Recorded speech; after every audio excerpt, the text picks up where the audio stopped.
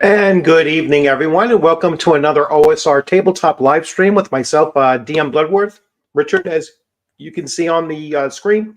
And very first banner I want to throw up there is to wish all of my fellow Americans happy Independence Day, July 4th, 2024. It's usually in my family, it's usually a pretty big holiday. Although today is going to be very, very quiet, which is why I decided, hey, I can squeeze in a live stream. Although I'm going to probably truncate this until, up to about an hour and a half or so. I'm going to try to wrap this thing up anywheres between 8:30 and 9 o'clock, because once the fireworks start going off and everything, my dog is always has issues with July 4th and even sometimes the day before and afterwards as well. So I will go spend some time trying to give my dog some comfort, and give my wife some company as well, because both our daughters are next door at my sister-in-law's house, hanging out with my niece and nephew and their friends as well. So it's going to be a quiet night, and welcome everyone. So again, happy 4th of July if you do in fact celebrate. And let's see who we have in chat already. So Flint, hey, how's it going, man? Happy 4th to you as well. So I was thinking about just doing like a week in review kind of thing, even though it's probably stretching out to about 10 days, and wanted to bring up a few topics, and these are kind of controversial ones, I guess. So we'll see what kind of a discussion we get going, and as I said already, I'm going to probably try to wrap this thing up around 8:30, 9 o'clock at the latest, because once the fireworks start, I'll go give my wife and dog some assistance. So without further ado, let's jump right into the very first banner and topic that I was going to talk about. So the Crit Awards. I don't know how many of you are actually connected, or that much connected to the goings on about the hobby. And I did a video 10 days ago, basically criticizing the Crit Awards, for including a comment in their nomination requirements, that was, in my view, it was number one, very hypocritical, and certainly directed at just, if you support Israel, then you will not be eligible to get an award through their nomination process. And it was the ways that you could, the way that I interpreted it was, if you have an Israeli flag in your bio, you're not getting it. Ukrainian flag or, any other flag is fine. But if you had the Israeli flag, you're not getting, you're not eligible for the award. And that is how I read it, because they had all of the other disqualifiers that you would typically see, and this one was very isolated, focused at one particular group of individuals. I am not a huge supporter of Israel, or really care that much about that part of the world, to be perfectly honest with you. I just don't like hypocrisy. And when I saw that level of hypocrisy being promoted by Gen Con, all right, which is the largest convention, let's be very clear, it's the largest convention of our hobby.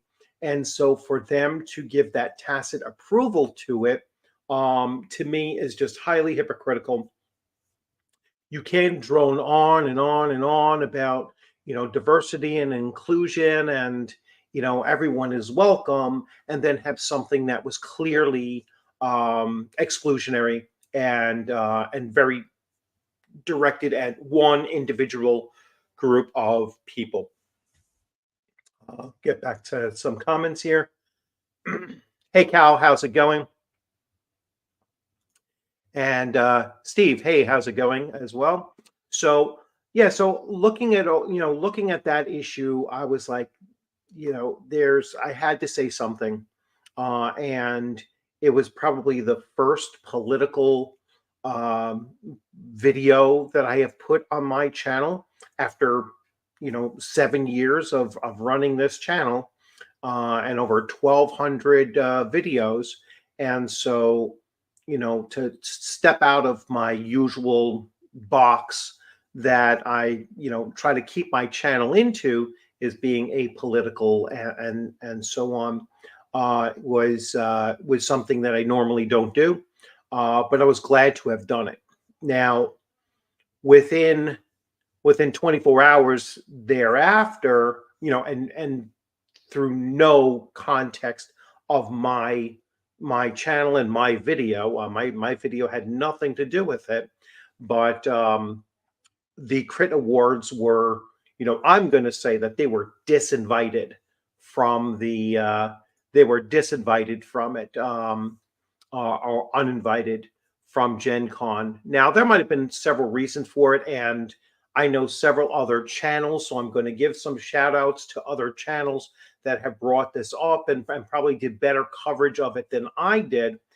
So you can go over to 10 Cars Tavern and take a look at what was going on there. And it actually made other channels news as well, like Clownfish TV. And there's other, like, those are huge channels, along those lines. And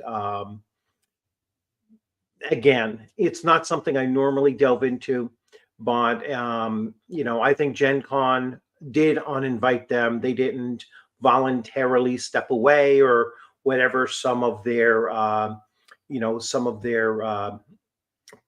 proponents said, and certainly not their own words. Their own words were like, "Oh, well, we were receiving threats," or that kind of thing, which is nonsense. That I know certainly did not happen. But I'm fairly certain that Gen Con disinvited them, and they probably did so. And this is one conjecture that I heard put out there, and I forget if it was from Eric Tankar's channel or not, that Indiana has laws against such a thing, and the convention center that Gen Con rents out for their affair is owned by the state of Indiana. And so it was most likely a violation of the convention rules for that event to take place with those particular guidelines that they had, which is actually a good thing. So it's a good thing that the state of Indiana will not allow for something like that, that is as discriminatory and biased, to occupy their space as even as a rental purpose. So good to see that happened. And I've seen some people that were supposed to be involved, at least another YouTube channel, which I won't mention, but they were, the one individual was like bemoaning canceling their events that were there, and they're not going to attend it, and they're looking for other places. And then that individual, again, that I'm not going to mention because I really don't have that much contact with them at all. Never even heard of them until I came across that. And it's a tiny, tiny channel, so I'm not even concerned. But they said they were looking for a new place to go, and I'm assuming that there's someplace down south, or possibly even in Texas, but they didn't want to attend North Texas game convention because it's primarily OSR, and this is roughly his words. And the people at North Texas kind of laugh at 5e, which I thought was really kind of funny, actually. and so they can't go there. And looking over this channel, I could kind of see why they're certainly not OSR, or they're certainly completely aligned with 5e and the culture that is built around there. So I don't think North Texas Game Convention isn't going to miss them, and neither is Gen Con, to be honest with you. And they're welcome to find where they're going to go. Yeah, too bad. I had a great time there this year. Yeah, I would love to get to a place like North Texas, but again, my ability to travel that kind of a long distance and everything, if I have to fly someplace, it's just going to make it so cost ineffective for me that I could go to two conventions for the price of one if I don't have to fly there. And that's the way I kind of look at it too. So, um, but I have fairly decent sized cons up and around by me. So I go to Philadelphia Area Game Expo, which is a big con now, and really enjoyed it. Really looking forward to this January. I have Shire Con in Connecticut, roughly 45 minutes from my home. Really great con. I have Rising Phoenix in Massachusetts. That is a 2.5 hour drive for me, or roughly 2 hours and 10 minutes, or something along those lines. Great convention. Loved going to that one as well. I have AutoCon, which is a tiny convention, but it's like 7 minutes from my home. So it's one that I will always go to, and it's great to see that one is growing as well. So I have plenty of conventions to go to in my fairly local area, that I don't need to spend all of the additional money in flight. So, oh, sorry about that. Maybe it's been a little bit of hay feverish out there. So I'm going to leave it at that with the crit awards, and it's next time. Hopefully they think about the consequences of discriminating against others. So not very inclusive of them. That's for darn sure. So the next thing I was going to bring up was, and again, I'm going to give a shout out to Tenkar's Tavern. Eric Tenkar, who kind of brought up this kind of issue, and it brought up a question in my mind, and this is dealing with the OSR, and in particular the old school Renaissance. Now, this is one of I got rid of it by accident. This is one of those things that keeps on coming around every couple of months. There's a big chatter about what is the OSR, and I will attribute the OGGM and his channel, where he does this thing that's called the wheel of this week, and the wheel of stupid, or something like that, where there seems to be like a cycle of these various issues within our hobby that come up. It'll be what is the OSR, how do you handle character death. Maybe the 44 D&D rules will be a new cog in that wheel that comes around every once in a while. Is the alignment system useful? And so on and so forth. And one of the ones that comes up on that often is what is the OSR. But I like this take a little bit more. I think it's a little bit more important. And so that's why I kind of pose this question. So when is copying from a previously published game system too much and crosses over to copyright infringement? Now, this is certainly dealing with, I think it's called Dungeons and Demons, which is, from what I understand, almost an exact copy of Basic Fantasy, the Basic Fantasy RPG. And so it crosses that line now.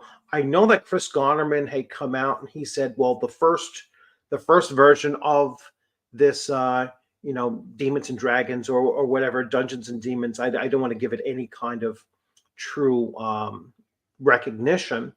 The first one was absolute, and he, I guess, forced them to take it down and rework it. And now I saw very briefly, he was Krista Gonerman was talking about it, and he basically said that the new one is different enough, but still, probably still too close of just a carbon copy of it without actually crossing the line over into copyright infringement. But it got me thinking that I think it's important for the old school Renaissance to kind of break away from uh, so much derivative work. I think it's time that there are more than enough retro clones out there, more than enough. More than enough content that you can look out there from various sources where you don't have to just pull from one game system and produce something that is 90% that and only 10% unique. Pull from 5 different game systems and kind of you know piece it together like Frankenstein's monster, and get something that through the combinations becomes something truly unique. It would still be OSR, all right. It's but it's borrowing uh, from a variety of sources so that no one creator out there could say, hey, wait a second, that's too much like the game that I've been publishing for the last 15 years. So that, I think, is a more important question to ask about the OSR than what is the OSR. I'm really quite bored with that conversation of what is the OSR. I have multiple times laid out what I believe the OSR is, and I'm probably not going to engage that in that any longer. But I will like to bring up this kind of a question, which I think is far more important for us to dig into.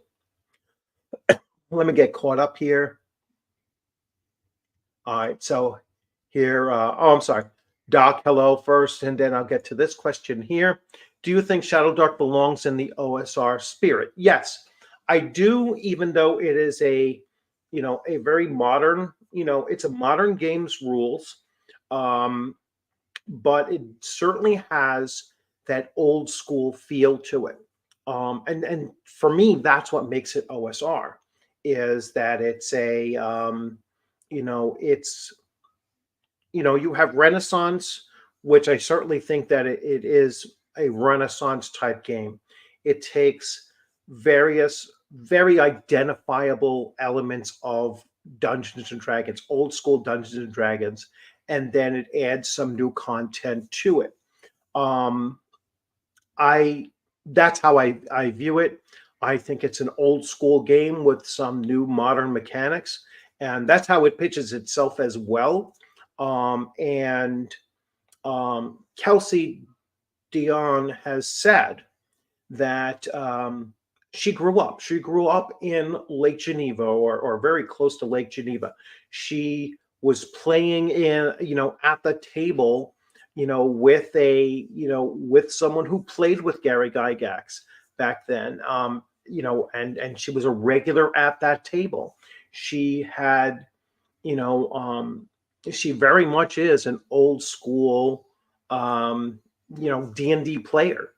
And even though she wrote a lot of content for 5e before she wrote her own game system, I see less connected to less connection of Shadow Dark to 5e than I do Shadow Dark to D&D Basic or D&D BX or whatever you want to, whatever element you want to look there. So, and I just love the game system. I think the game system is phenomenal. So I'm a big fan of it.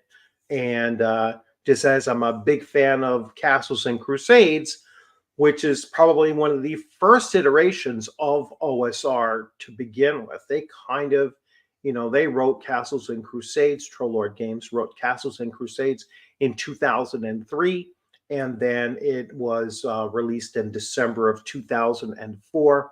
And they, they're pretty much a continuation of AD&D First Edition with some elements of D&D Third Edition combined up.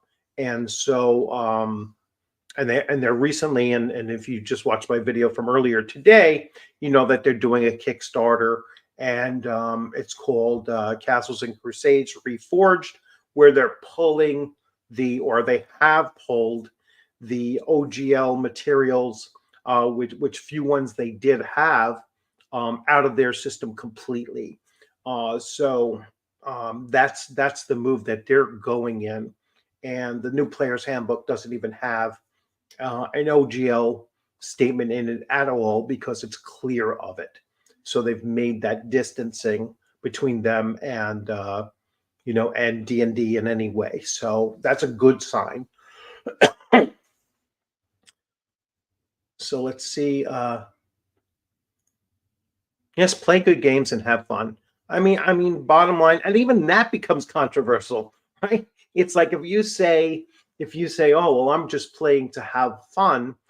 There are content creators out there on YouTube, in the YouTube space, and within the hobby that'll be like, oh no, that's a, it's, you're not playing just to have fun. That's not an important goal to have.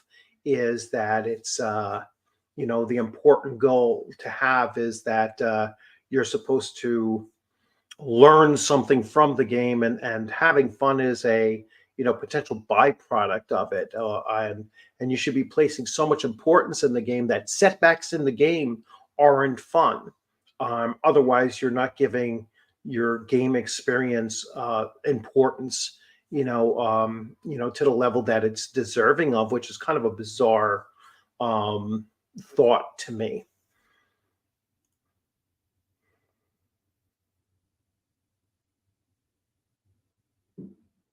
Yeah, it's like that's one of the main differences, Cal, and they've changed some of the nomenclature, right? So they've so for instance, they've changed, again, we're talking about Castles and Crusades. Oh, I don't know why I'm coughing so much today. They've changed alignment system. They don't use alignment anymore, and they added a new aspect of alignment system. Just to give you an example, where you could be lawful good or you could be good lawful, and there is a meaningful difference between which of those two aspects you emphasize and you list as your primary, and then the other one becomes flavor. And they actually go through a discussion, and if you watch my last video, you'll see where I actually break that down.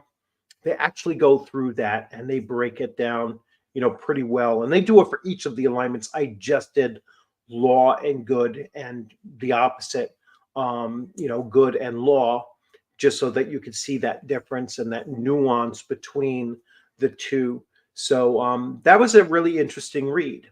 Now, the one downside to what I see in the new rules is I don't like how they formatted spells. They got rid of the block for spells that gives you just all of the really important information that you need, like casting time and the effects and all of that. And instead, they put it into the text itself, and they just highlighted those key points. So it made it you can't just cut and paste it onto a card now and just have that basic information you need. You now have to do all of the reading of the passage to pull that info out. I don't like it, and I know a number of other people have said that they don't like it. The other thing that they have, and they have it in the current as well, is that spells aren't broken down between, let's say, your pre-spells, level 1, 2, 3, 4, 5, 6, 7, and they list those spells and their descriptions in order for the priest, and then they move on to the wizard and whatnot, or the druid and whatnot. They have all of the spells listed alphabetically, in their descriptions, and so you gotta flip around and look for that information. It's not as easily to identify, and there's no markings like on side pages or anything like that for the alphabetical listing. So you can't just, you could always put a tab in there, like one of these little guys, and tab off your A, B, C, D, E, all the way to Z. But then you have 26 tabs hanging out of your book. So it's not very, very practical. So yeah, there's a lot that I do like about it. The fact that it doesn't change the actual game system at all. So it's not a new edition, it's a new printing. And so there are some formatting tweaks. There's a lot of new art that is included in this, and none of it is AI art. So there's a lot of new art in it as well, and some new graphs, I believe, and some new charts, which make it much more easy to access that kind of information. Fun is subjective, a term? Yes, of course it is. And welcome, old school wargamer. It is certainly objective. Bo, how's it going? Good to see you, and thank you for the thing. And I noticed you said I need a shot of rum, which is a possibility. We'll see how I keep on going through. I'm a font of controversy. So that's the thing. And hey, I'll get to something that's kind of tied to that too. All right. I should do my own channel to farm clicks. That's one of my topics for tonight. So we'll talk about that. And you probably saw that in the tag too, for content farming and the whole allegation of that kind of thing too, which I think is really quite silly, but we will certainly get into that as well. So one of my topics, very apropos of you, Cal. Oh, you probably just read the description, and so yeah, we all know that guy. Yes, we all know that guy. An RPG is nothing more than an analog of entertainment center.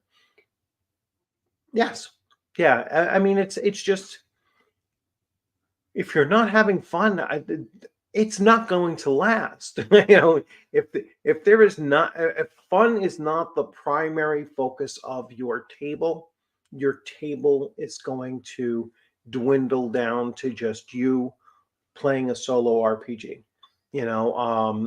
And not that that's a terrible thing. Like I do enjoy some solo RPGs as well, but it's not the same thing as playing a role-playing game with friends, whether you're in person or online. Yeah, so you can check my last I did like 2 videos over the last 2 days, so you can definitely check those out. They're up. One was from this morning and one was yesterday, plus some shorts. I'm doing a new series of shorts. For me, being age 46, all right, so you're 11 years younger than me. The biggest draw for me of the OSR is getting the clones of systems that were out. My kid allowance or before my time.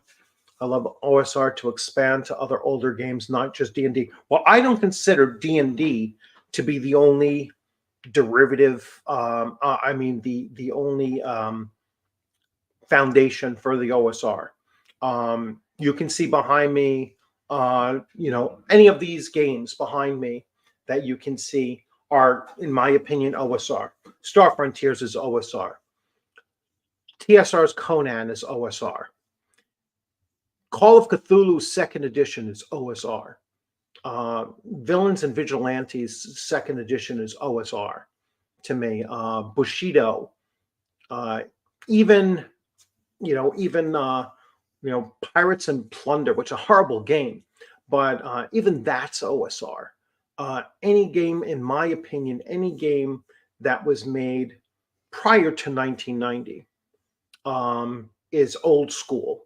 Now, what you do with it, how you engage with it, is where your different definitions of the R come from. So I know I already said I wasn't going to get into this, but I'll just say this very, very quickly. Uh, Renaissance has an actual meaning to it. And it means taking the old and modernizing portions of it. All right.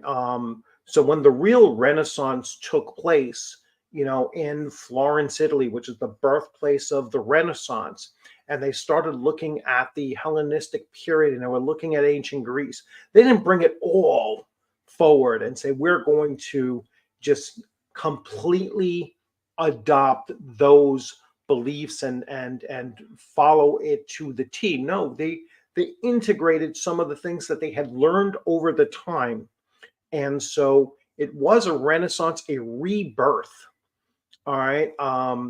That's what renaissance means. So when you have a game system that is 90% D&D, second edition, let's say, like for Golden Glory, and about 10% new stuff mixed in, that's what makes it a renaissance game.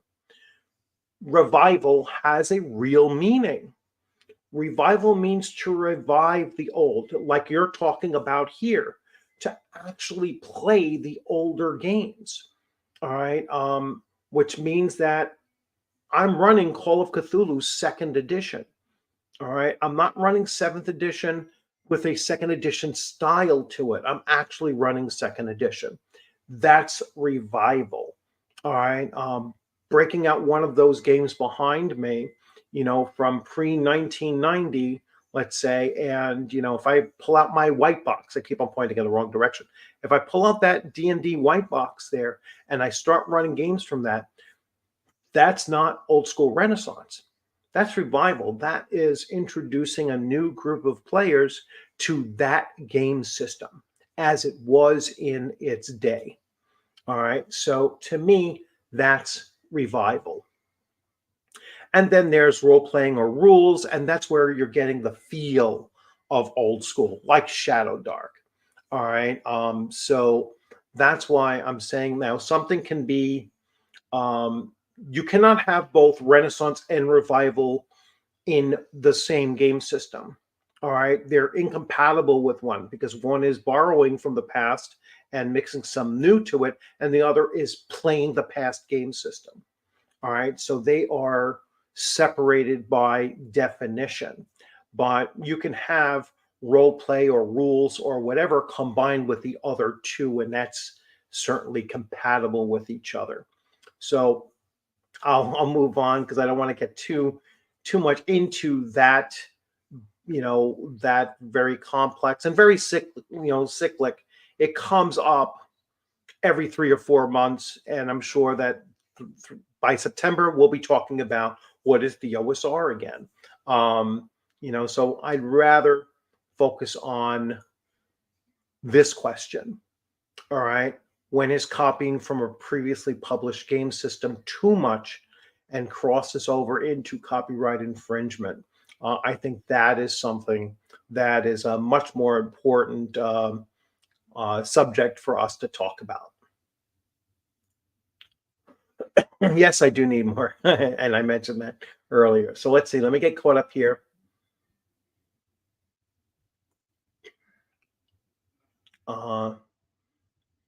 They're out there. I got RuneQuest a few years back. Yeah, I got the box set of RuneQuest too, and actually I have to start digging into it now. I never played that game back in the day. I just got it because I was really into getting these box sets and and checking them out. And the RuneQuest box set just looked awesome. and I haven't even gotten around to. Oh, that must have came out like a year ago, and I haven't even gotten around to doing that. Let's see. Oh, somebody signed up as a member. Thank you, Doc Flamingo. Let me bring that up. Let's see how I do that. Start. Thanks, Doc. You are a new member, and yes, I will be giving away some free memberships as well during this live stream. So you get 10 every month. So I, toss them out so you can get all of the benefits of being a member. So, Doc, if you're also on my Discord, if I'm doing run shots and things like that, you will actually be as a full member, you will be offered opportunities to play in any of my one shots that you wish to, be involved with, or even any of my new campaigns. I'm actually starting my Shadow Dark in Greyhawk campaign tomorrow, and the way I'm going to be running that is, when the player characters get killed off, I'll look to bring in, if there's like a total party wipe, then I'm going to reset with a whole new party of players and a whole new party of characters. So I'm kind of leaning towards having it to bring a stable of new players to the gaming table. So I think it'll be a lot of fun kind of doing that.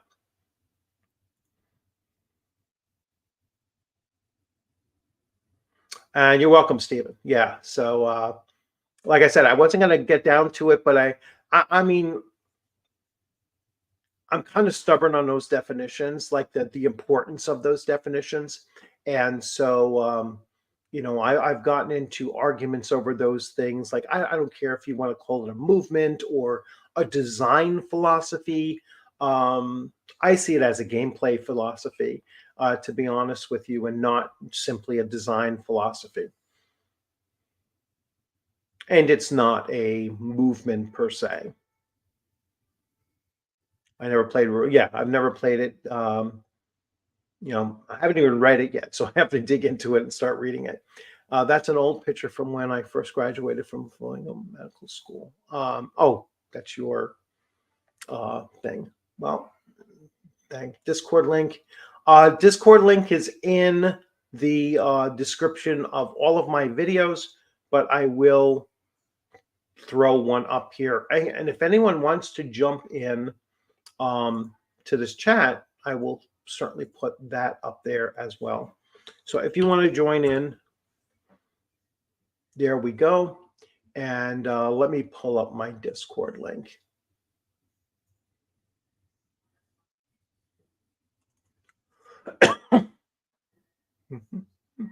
Yeah, so I'm just going to jump in here and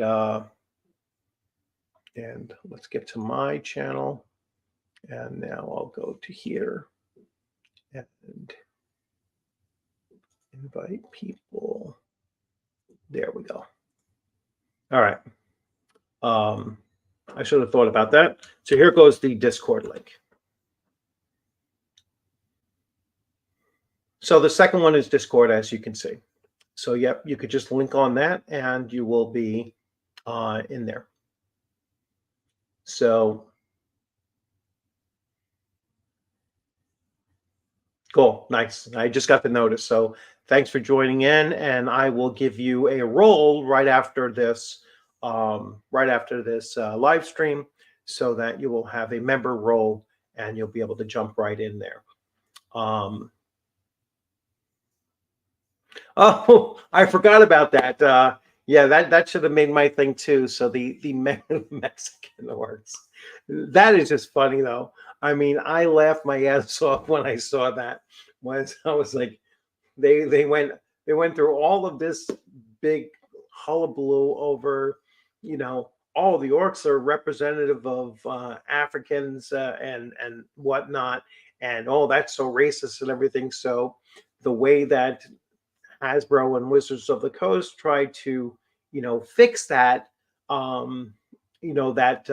perception is by making a Mexican. So, That is truly just funny stuff. It's it's talk about shooting yourself in the foot, you know. And I know Eric Tankard just came out with another thing talking about the pricing, but we knew the pricing of D&D Beyond was all geared towards making it as microtransactiony as possible, and trying to suck as much money out of the player base as they possibly can. Um, and there's a difference between looking to sell books, which everybody is looking to do, and you can't fault them for that. But then to try to make it where it's so geared towards you getting into the digital aspect of it, that you can just see how they're projecting without actually saying it, that they're looking to the um kill off the physical copies of Dungeons and Dragons. They really don't have a concern, for those that call it, well, this is the forever edition of Dungeons and Dragons now in 2024. It's possibly the forever edition because they don't intend to ever make hardcover books again.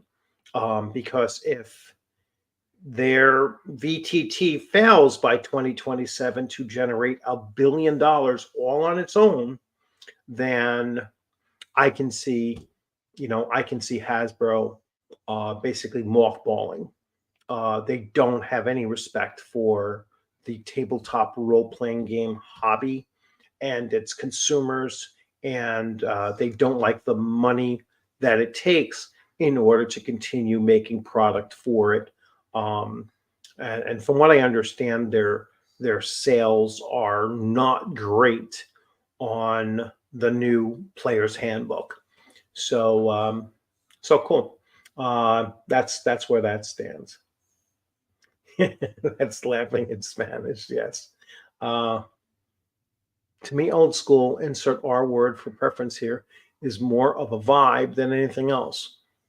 You can try to nail it down water all you like. It's going to get you anywhere. Yeah, and that's another thing I've said about old school is that, you know, um, that's always going to change. It's always going to go forward. So to me, old school is 1990 and earlier. Um, when it becomes 2030, it's going to be 2000 and earlier. You know what I'm saying? It's going to keep on moving forward as we move forward. And the way I know that, or the way that I feel that that is the way it should be looked at, is one day on a Sunday, I was driving in my car, and I turned on my radio, and I was flipping through some channels, and I came across a morning oldies channel.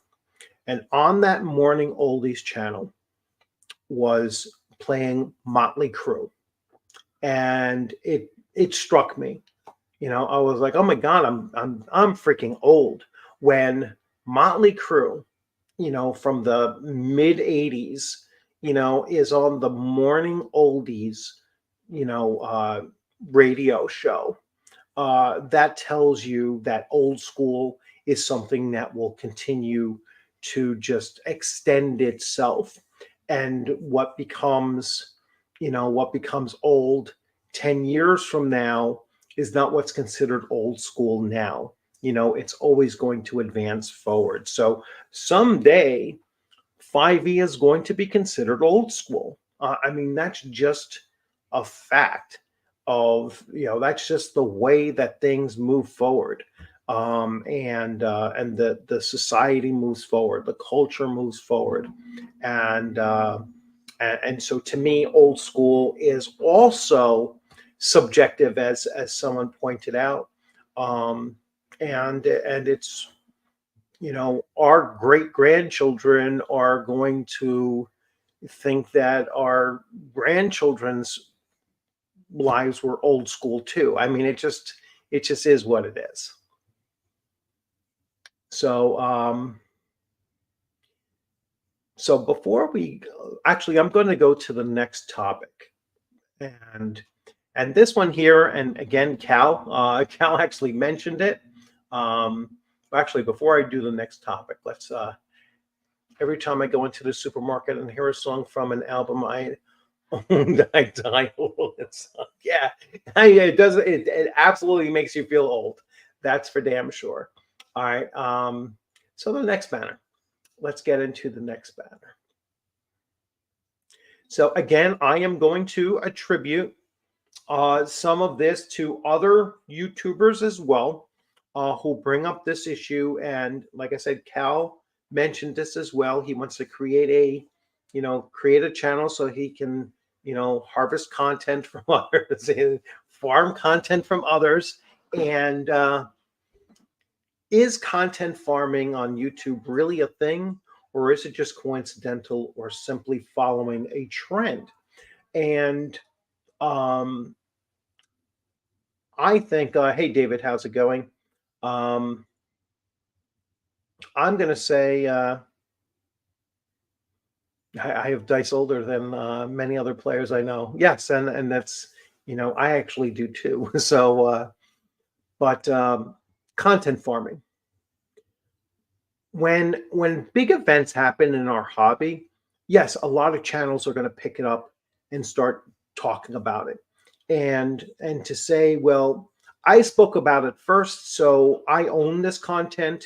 And if anybody is also talking about this topic, whether they heard you mention it or not, and they'll say, well, that's farming my content.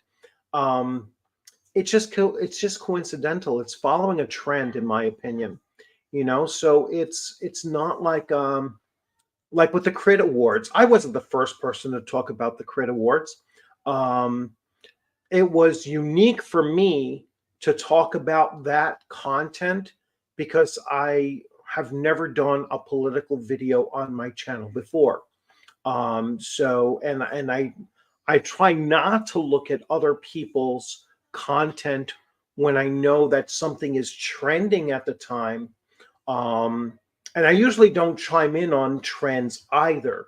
They're usually only when there's something that I believe actually impacts the hobby as a whole that I will actually talk about something. So, like the OSR debate is something that comes up every couple of months, and I've probably dabbled in it a few times. Already. I'm getting kind of bored with it.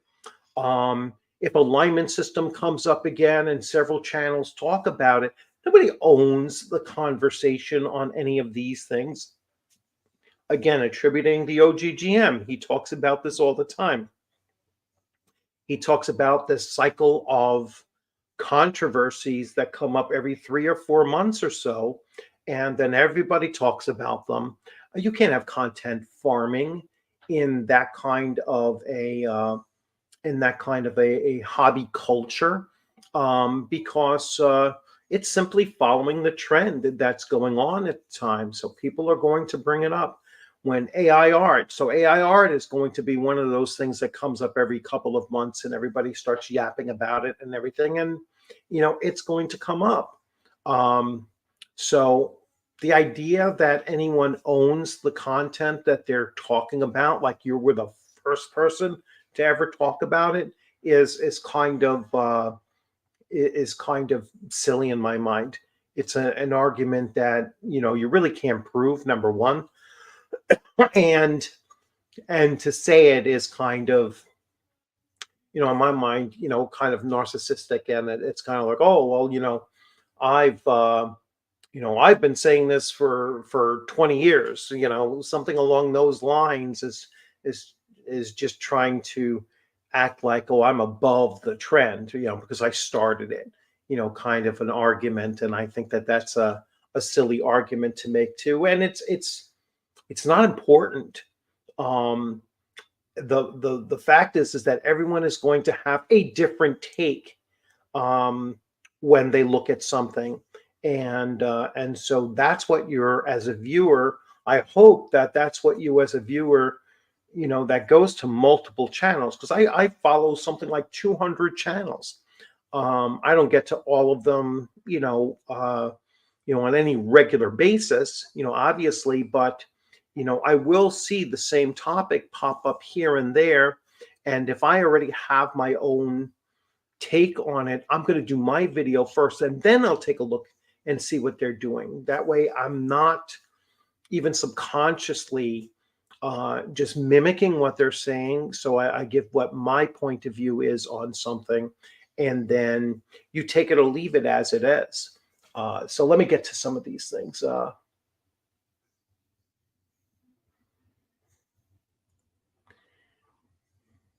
Our hobby is a small niche in comparison to, say, movies, etc. The amount of creators in our space are few in comparison. So there are going to be a lot of people covering the same topic. Yes. And, and the same topics keep on coming up. They keep on just cycling through. And I don't know who exactly brings these things up over and over again. It's almost like when you have that kind of person that is shopping for an answer, and they don't quite get the answer that they want, and so they'll wait a couple weeks and then they'll shop for that answer that they're looking for again. But we kind of remember, how we answered it previously, and so we kind of stick to that answer. And so it's why I think it comes up every couple of months, is that this is people that are looking to shop for the specific answer that they want, and the fact that they're not getting it is what's going to bring them back in a couple more months.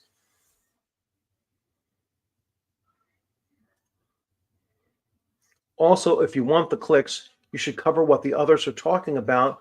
But the farming, this is when you bring nothing new to the discussion and you are just reading the news.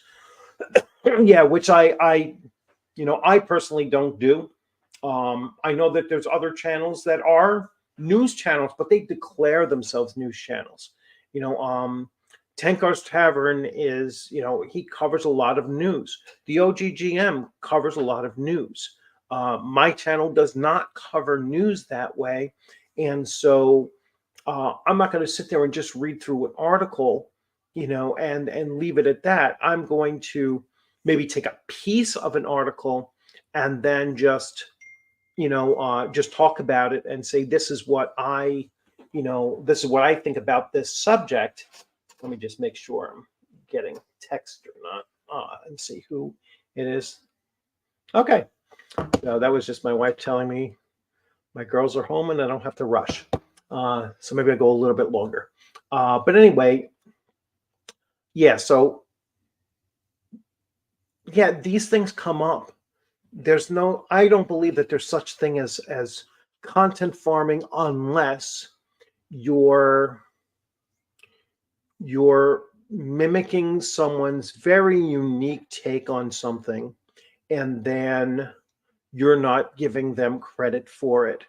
And the way around that is that, number one, if you're going to point out something, that you're getting, or even if you think you got it from someplace, I personally practice I'll mention where I think I got it from, like I've done already on this live stream, right?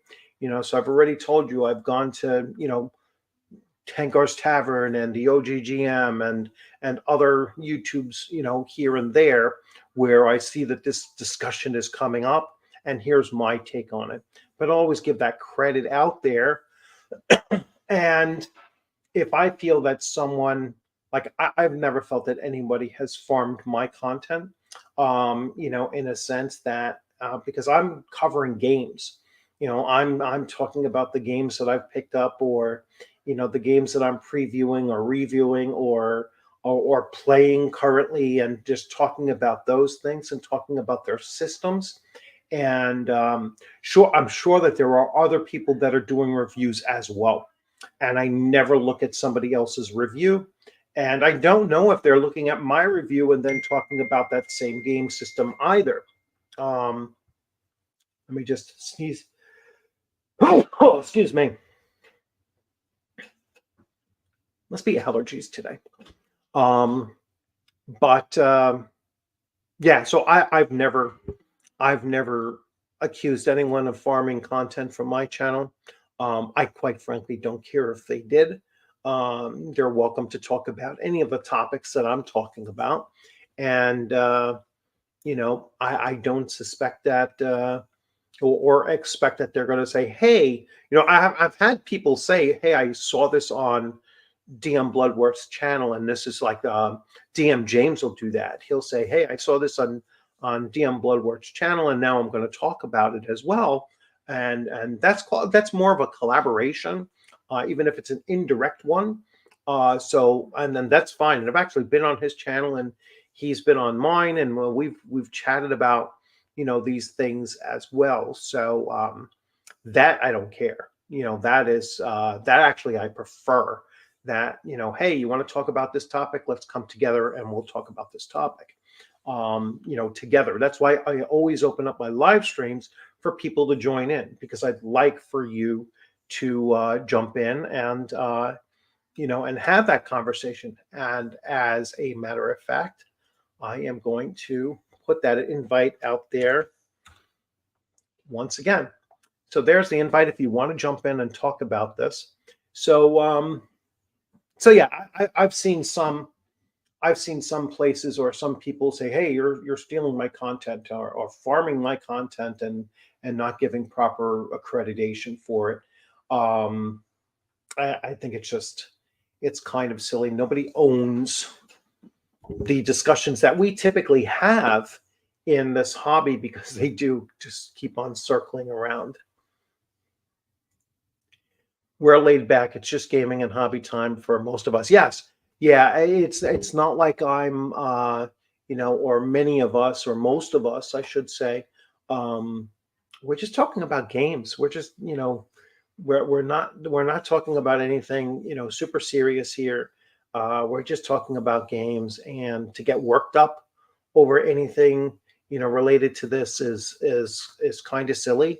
Um the only time that I've ever had like real negative exchanges with people is when they're not talking about games. They're talking about the, like attacks on the OSR, for example, like the whole, the collective of, everyone involved with the OSR is bad. Like that conventioner was like, oh, I don't want to go to I don't want to go to North Texas game convention because everyone there is the OSR, and they laugh at 5e, and that's not the crowd I want to be on, which is fine. You can believe that, but I think by saying it, on your channel, and relaying that is meant to really um, cause a disinterest in others to attend, rather than just saying, hey, that's not the place for me, and leave it at that, or not mention it at all. Just go forward and saying, hey, I'm looking for a game convention to go to, and if there's any that you could recommend me to go to in this particular area, let me know. And he could have left it at that, without having to downtrod on anyone.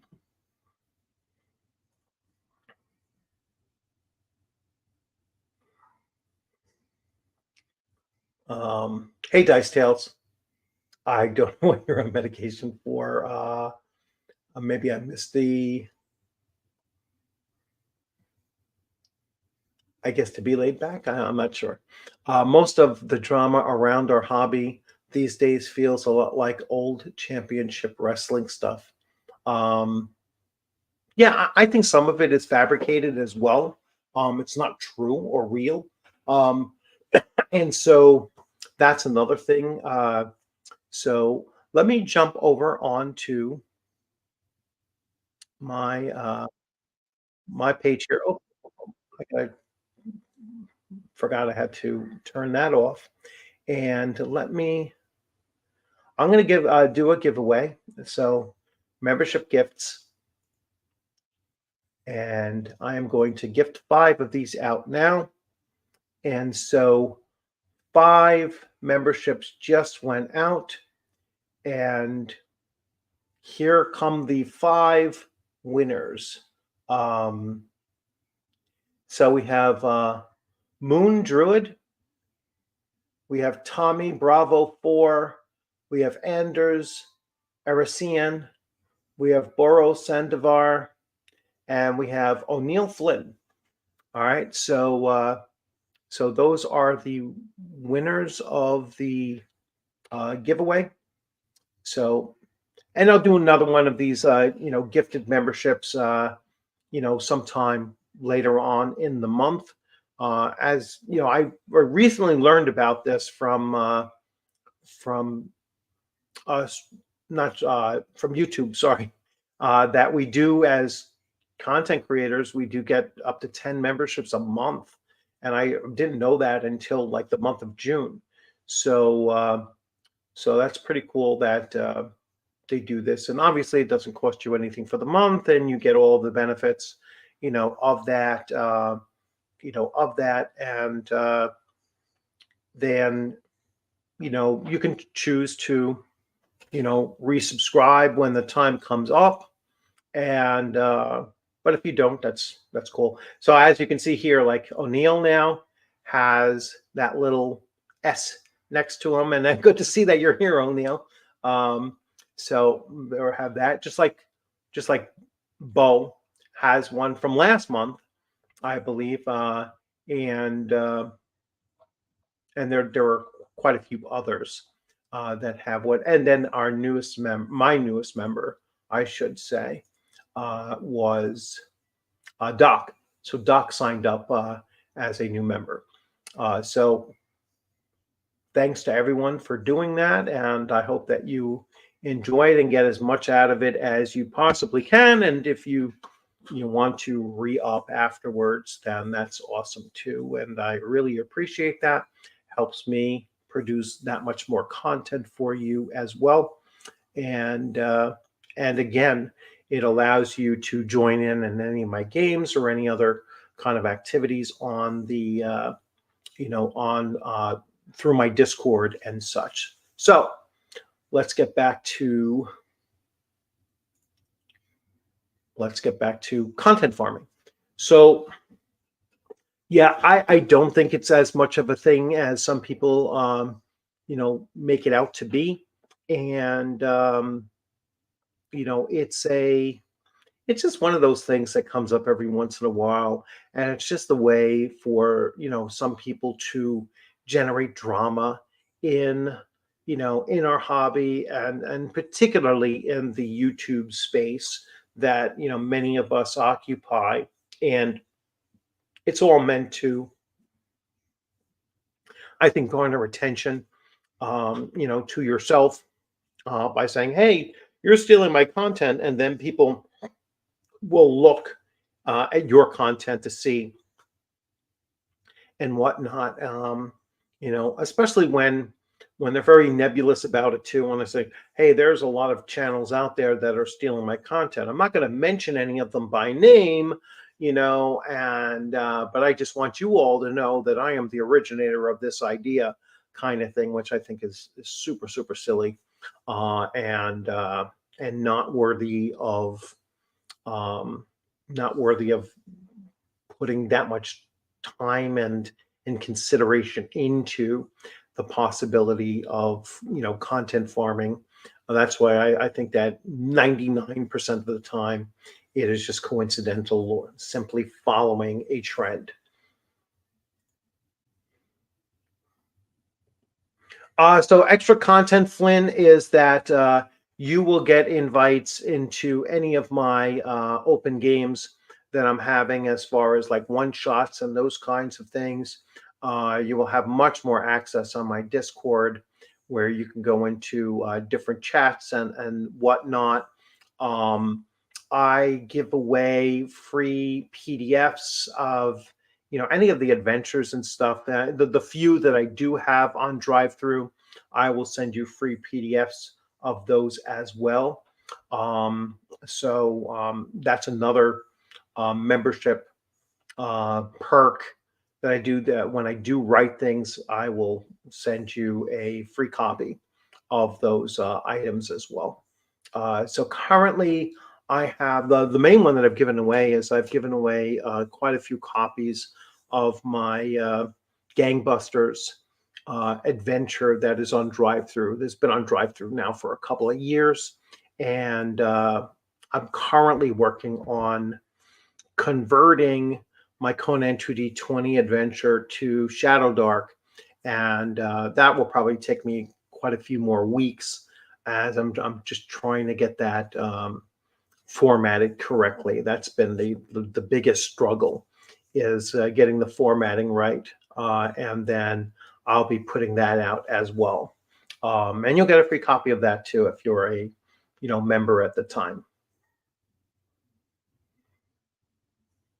So what happened to Basic Fantasy? So from what I understand, and again, I'm going to direct you to Tenkar's Tavern for the real thing was there's a game out there that is called is it Demons and Dragons or um, Demons and Dragons, or I think it's Demons and Dragons, something like that. And it was a complete copy of Basic Fantasy. And Chris Gonerman came out, obviously the creator of Basic Fantasy, and he said definitely the first iteration of this thing was an exact copy, and he got them to take it down. And then they came out with I guess a second draft of it or a second version of it, and it's very, very close, but I think Chris Gonerman was like, it's not so close that he felt that he could do an action against it. He may still choose to do so, but I think it was enough of a difference that it made it kind of, potentially not an issue, not an actual copyright infringement. But that's why I brought up that question. What is the, I brought that up earlier. I'll bring up that banner for it in case you're just joining in late. When is copying from a previous published game system too much and crosses over to copyright infringement? And I think that's a really important question for anyone dealing with OSR Renaissance to really consider and to start thinking about. I think that's a much more important conversation to have than what is the OSR, for instance. It's not a big deal unless you are a human trash man that makes 5 minutes a day, according to people stealing his content and his subscribers. Yeah, so and again, I'm not mentioning any names because that doesn't work. That just attracts more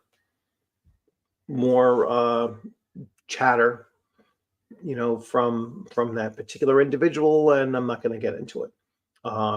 So that's something that again goes back to that whole content stealing thing and believing that you are the originator. So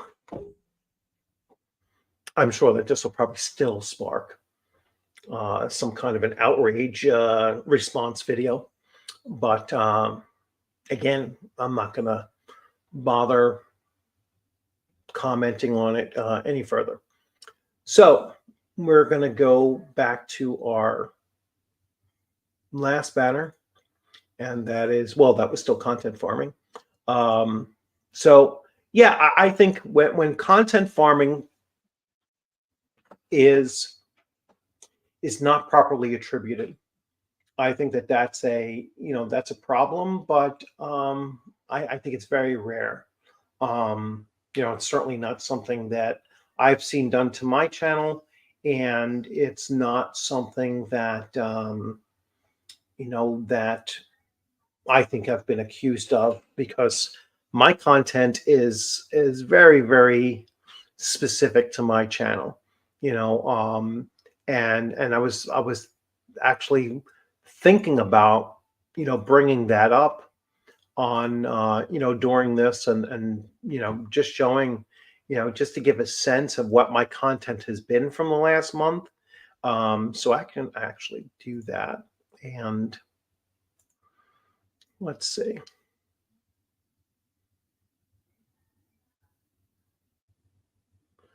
I'm not sure which one this is going to be. Let's see. This is it. Yes, this is it. So real quick, I mean, if we look at my videos from this past, month, or month, let's say. So Castles and Crusades Forged, Player's Handbook Preview, Episode 1, Conan the Hyborian Age RPG. And if you want to talk about any of these things after I'm done sharing, I'm certainly willing to do so. So I did 2 videos back to back on that. Knave second edition gameplay, and I've been covering that as well. Shadow Dark RPG, A War in the Valley by Tom Wilson is a adventure that I actually was given special thanks for a contribution to that adventure, and I was really appreciative of that. And so that was something. The Crit Awards, as I mentioned, I did a video on the Crit Awards back on 10 days ago or so. It was about the day after, the morning after it actually hit. So a very rare morning that I did. Knave 2, the first physical copy review, some Shadow Dark solo rules that were recently released, and recently released Blackmore Foundations, the history, maps, and lore, 1971 to 1985. That stuff coming out of the Blackmore group there is just phenomenal stuff. You should definitely be picking that up. A discussion about who is crowned the D&D killer, and the fact of the matter is it's most likely going to be Hasbro and Wizards of the Coast, and not anybody else in particular. I covered DC-20 RPG until I kind of said, I really don't want to play anything that's too remotely related to 5e. It's basically a 5e retro clone or a homebrew, and so I'm not interested. Stopped backing it. D&D tricks and or DM tips and tricks. Rolling dice less. I don't see my live streams here, but I'm already a month in, right? So those have been my shorts, and then my regulars. Oh, this is where I did the response to the 44 DM rules, and again, my own take on it. This was a live stream that I did 2 weeks ago. I seem to do live streams like once every 2 weeks, and sometimes I double up. But you can see my coverage on live streams and such. I did an interview with Eric Tankar back a month ago, with Joseph Block a month ago, with Ron Meischger from Philadelphia Game Expo, and so on. My live streams are usually interviews, but sometimes they're things like this. So, yeah, like I said, I don't think anyone is really stealing my content or piggybacking off of my content. And when they've mentioned me, they've always mentioned me, right? So they've always come in and said, "Hey, I got this from DM Bloodworth," and like I said, like DM James had done that as well. I thought I hit stop sharing. Let's see. All right, there we go. So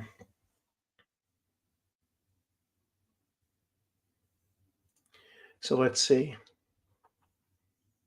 Why I haven't do content on my channel. I don't want to feel like I'm ripping off others. Yeah, but the thing is, O'Neill, is that the same topics come up so often that I would just talk about what you feel like talking about. Your take is going to be different than everybody else's, and so in that difference is the value, and that's the thing that that's why I'm not afraid of people borrowing from my content if they want to do that. I don't have anybody coming at me and saying, "Oh, you stole my content," because my take is always expressed as this is my take. And again, I try not to watch other people's videos before I talk about the same topic, and then I'll go back and see if there's any crossover. But for the most part, um, I would just make the videos you want to make and don't worry about that. Again, your take is going to be unique, and that's where the value of it lies. If I have an idea for a video and suddenly I see another creator has done it, I may sit on it for a week, but then I come up with my own take. There will always be similar videos. Yeah, exactly. I mean, it's,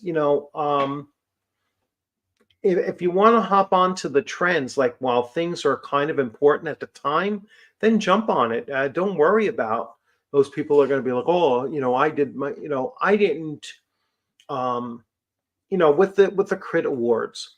I think the first main YouTuber that mentioned the Crit Awards, and why it was problematic was probably the RPG pundit.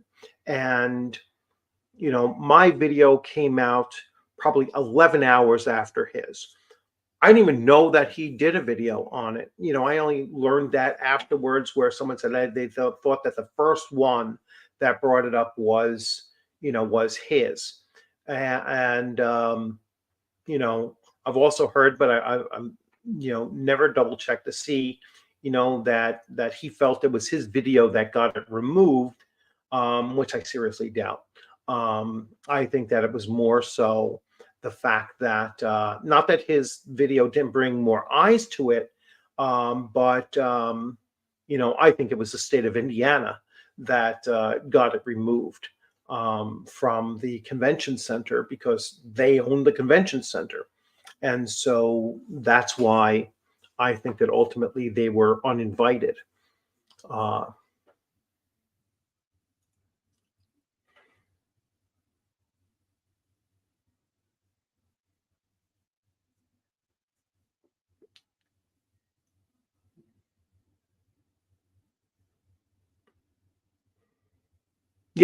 it's not, it's just coincidence. It's just, part of the cycle of, topics that do come up. It is a very, as someone mentioned before, it's a very small hobby. It's a very niche hobby. And so, what few of us that are consistently creating content on YouTube talking about this small niche hobby, it's almost impossible to come up with a unique um, topic, but you will have a unique take, and so that's what I think is very important to emphasize is the fact that you know everyone could be talking about the alignment system. I'm sure it'll come up very soon, and everyone will talk about the positives and the negatives of the alignment system, and everyone's going to have their own take on it, and then we'll walk away from it for about 3-4 months, and then it will come back again. All right, and like I said, it's like shopping for the answer you really really want to get, and you often don't really get the answer that you want, and so you're going to come back and try again. So anyone who has worked with clients and that kind of thing, in retail or whatever, or in my case, doing consultations and such, I get members that call, and I can tell right away that they're shopping for an answer because they're asking questions that I know they've asked before, and they get the same question, they get the same answer, and then they'll call one of my colleagues on a different line and ask the same question again, and they'll come into me and ask me because I'm a more senior person, and they'll ask for clarification on the question. I'll say, is that this person that just called? And I'm like, yeah, it's that same person. They're shopping for an answer. Here's the answer you tell them, and when they've heard that same answer 3-4 times, they'll stop calling. They'll call next month and try to get somebody else. They're shopping. And I think that that's what a lot of this is too, is you know people just looking for um, an answer that that's going to keep on sparking this same cycle of same topics over and over again.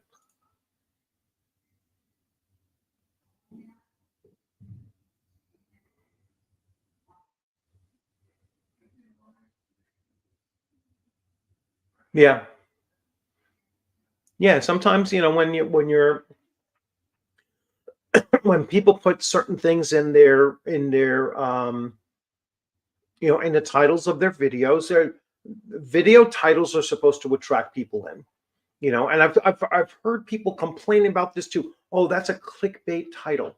The only time that it's a clickbait title, and I've made this allegations against others as well. Mostly in politics, I see. You know, um, there's this one person in politics, one channel in politics that always makes these declarative statements. And I'm like, that's not what was said. That's certainly not going to be the outcome of it. But you make these declarative statements. This judge has been removed from the case. No, that hasn't happened. Why would you make such a declarative statement? People make titles that are clickbaity, and it's only truly clickbait. The bait doesn't happen if you stay to the content. So in my example here, I talked about the crit awards and I talked about content farming, and then anything else that actually popped up as well. So that's what I'm talking about when we make these, when we write these titles and we do thumbnails and such. They're meant to attract people in. There's nothing wrong with that. Not that you were saying there is, but I'm just saying that there's nothing wrong with that, and there's no way to. That's what you're supposed to do on YouTube. Is you're supposed to write titles that will bring the people in. You just have to have the integrity to actually talk about what you invited them in to talk about.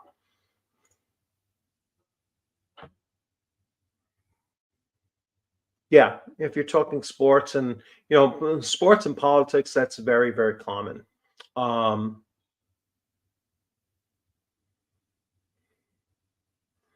yeah, but you know what? That's a you know I'm talking about I'm not talking about any games, Flint, that I would not play myself. You know, I typically, I don't review anything that I didn't put my own money behind either. It's just something that, I typically do. So like when I was given a copy of Reign of Fire, um, I, very appreciative of it. I was like, hey, that's, really cool. Thank you. And then I bought the PDF. All right. Because I'm going to talk about that game system, and I wanted to make sure that I supported them by putting some of my own money, to it. Even though the chances of me ever running Rain of Fire is not something that I would do. Let me make sure I'm actually saying the title correctly. Um, where did I put it? It's such a big book too. Um, but anyway, it's RPG Pundit's, newest game system. I believe it is Reign of Fire, but oh, whatever. Uh, I just drew a blank, and it's somewhere behind me here, and I just didn't grab it. Where did I put it?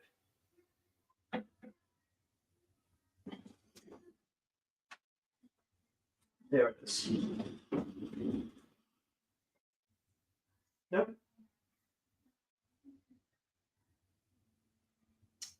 I don't know what I do with it. But anyhow, sorry about that. Um, Again, it's you should make videos on stuff that you're interested in. And maybe only you do care about them, and trust me, there's others that are going to care about it too. They're going to watch it anyway. I'm more worried about people commenting on my things than my videos than giving it thumbs up. I think commenting is much more important because it gives me the feedback, it gives me direction, and it shows me that they're actually interested in talking about it. Hey, Mercurius, thank you very much again for gifting someone. I'm not sure who got that membership, but thank you very much for doing that. And we're going to go to I watched Rob too. Um, yeah, I watched many. Um, and I actually baptism. Thank you, baptism of fire. Uh, thank you for the correction there. Um, baptism of fire. RPG set in Poland, I believe. Um, like I said, I haven't started actually digging into it. I've been kind of busy these last. Rain of Fire sounds like a cool title. Yeah, well, that's a movie. Maybe that's why I was conflating the two. Baptism of Fire. Um, so sorry to those that worked on that and gave it to me. I just slipped my mind. So let's see. Well,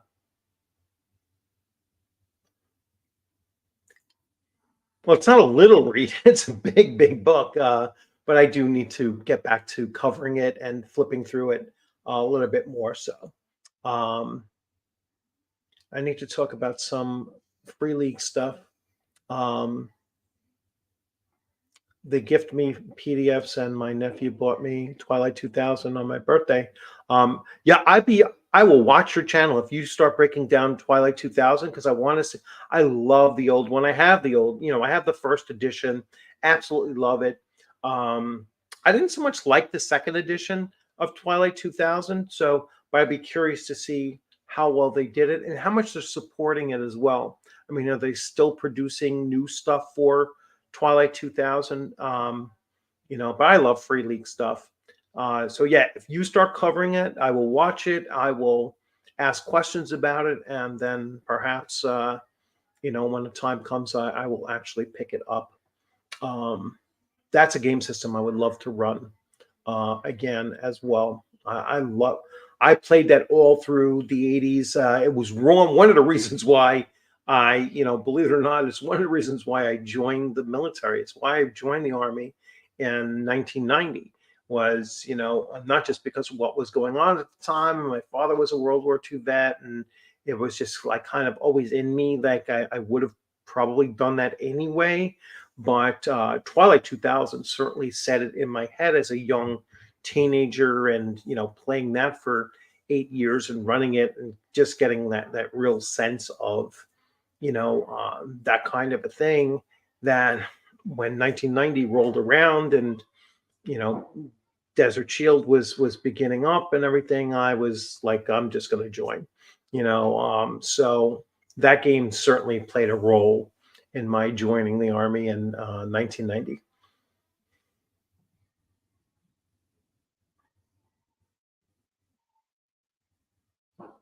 Good night, Dave. Jason, hello. Yeah, I really appreciate you guys that are here at like 2 a.m. your time. Um,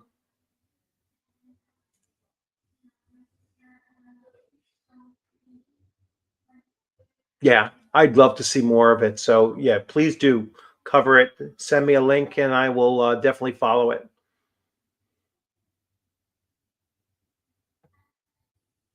Yeah, so Steve, if you're going to talk about if you're going to talk about it as well, certainly love to, I don't know um, if I actually have your channel, um, or if you have a channel. If you have a channel, send me a link or post a link, and I'll definitely follow over there. Um, I see your little icon has a YouTube channel. The new one is still supported. New stuff released this year. It's a year zero variant. Yes.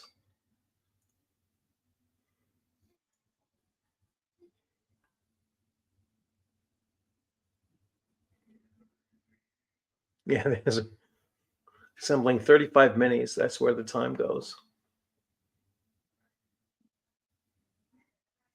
Yeah, sometime last year I was getting into like painting minis, and I'm really terrible at it. Hey, well, congratulations to you, Jason, that you got the gifted membership, and well, enjoy the rest of your work day. Um, and if you're in the States, happy holiday as well. So I guess if you're working, you're getting double time. At least I hope. So that would be good. Um, I don't know if they do that with all services. Um, mostly just what shall call it. Let's get rid of this banner. And there goes the fireworks. So um, no content on your channel, sadly. So you should begin with Twilight 2000, and I will certainly watch it. But yeah, that would definitely be cool. Um, so I know there's another YouTuber out there that it was like, I won't even talk to people that don't have their own content in their own channel. I've never been like that at all. I mean, I will follow. If you follow my channel, I practice reciprocity, so I will follow anybody's channel, and as long as they're following my channel, I will follow yours, and hopefully you'll get around to doing a video on Twilight 2000. I'd love to see it.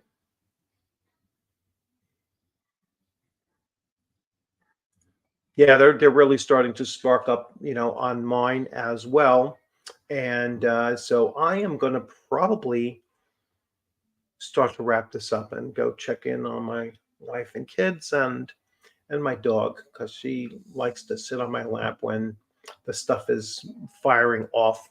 So congratulations to the 5 people that picked up their free memberships. And as always, Mercurius, thanks for gifting out memberships. That's really appreciative. And Doc Flamingo, new member. So thanks for joining on. And again, I saw that you already signed up on my Discord, so I will be shifting over there and giving you a role so that you can engage in that very specific content for members only. And certainly check to see if you want to jump in on any games that I'm running at the time. Just reach out on that Discord. That's the best way to do it. And you can chime in and say, "Hey, can I jump in on your Shadow Dark game this upcoming Friday?" And we'll talk and get you in on on stepping in real quick. And you could play an NPC, or you can play your own character, and your own character will play a role. And then if you can't make it for another month and a half or whatever, we'll try to work you into it again, at a later date. But if you want to play consistently, you could do that as well. So I'm going to wrap this up here. So everyone enjoy the rest of your holiday. If you are celebrating, if you are firing off fireworks, please do it safely. Not how I used to do it when I was a teenager. And as always, enjoy the rest of your weekend. Tomorrow's Friday, so it's just about the weekend. So I will look forward to everyone. And Uriah, looking forward to the game tomorrow. Yes, 4 dwarves and Hardby should be a fun time. Yeah, so Uriah is one of my players, new players. So he's a first time, in any of my groups, and so it's going to be a lot of fun. And they are 4 dwarves in a city, in a harborside city or port city that has a population of less than 1% for dwarves. So they're certainly going to be a unique bunch. And I already started working on their first, like kind of an introductory adventure. But tomorrow is mostly a session 0, but I am going to do a little adventure thrown in there, especially if all 4 players show up. So I think one might be missing. So I'll delay that and we'll just do this intro adventure instead. But we'll see how it goes. But I'm really looking forward to it. It should be a lot of fun. So I'll be seeing you at 7 o'clock tomorrow night Eastern time, and we'll get that ball rolling on that new campaign. Take a roll with poppy seeds and hot corned beef. Okay, thanks. I don't know what I don't know what that I don't know what that's connected to. Sorry, Bo. Time to bring the doggos and kitties peeps. Yes. Yeah. Oh, I see what you're saying. Yeah. So I'm going to do the same thing as well. And so everyone, thanks for joining. Have a great weekend. I will be putting out more content over the weekend. So definitely stop in and check that out. If you're not a member of the, if you haven't, not a member, I'm sorry. If you haven't subscribed to the channel, please feel free to subscribe to the channel. Your comments and everything are going to be on the live stream once it becomes, once it becomes fully uploaded to the system. I put my Discord. If you want to join my Discord, you're welcome to join my Discord. The Discord link is always in the description of every one of my videos and live streams, so you can always jump in on there. And yeah, join that Discord, and we can chat, throughout the week on Discord, and get you in on some gaming as well. So you all have a great rest of your night, and look forward to seeing you sometime soon on a gaming screen or at a convention. Hopefully very, very soon. September is my next in-person convention. That will be ShireCon.